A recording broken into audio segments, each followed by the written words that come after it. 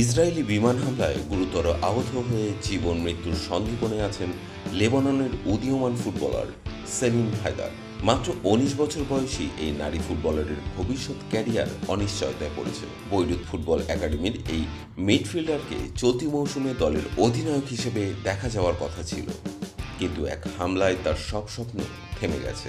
বৈরুতের দক্ষিণাঞ্চলীয় শিয়া অধ্যুষিত এলাকায় নিজের বাড়িতে ইসরায়েলি হামলার শিকার হন সেলিম। হামলায় মাথায় মারাত্মক আঘাত পাওয়ার পর তাকে হাসপাতালে ভর্তি করা হয়। বর্তমানে তিনি বৈরুতের সেন্ট জর্জ হাসপাতালে চিকিৎসাধীন।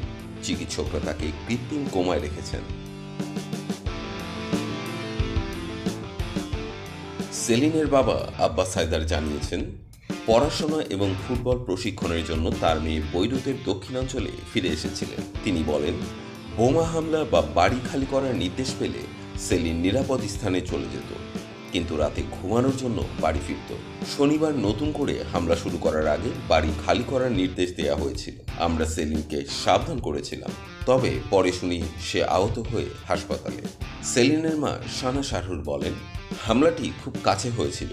মাথায় আঘাত পেয়ে তার মস্তিষ্কে রক্তক্ষরণ হয়েছে এবং খুলি ভেঙে গেছে।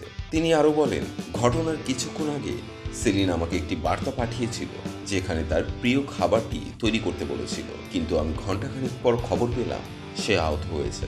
সানা গভীর আশাবাদ নিয়ে বলেন, আমার মেয়ে অনেক শক্তিশালী, সে আবার সুস্থ হয়ে মাঠে ফিরবে। তবে তার কণ্ঠে ছিল হতাশার ছাপ। তিনি বলেন, সেলিন সবসময় রোনালদো ও মেসির মতো তারকা হওয়ার স্বপ্ন দেখত।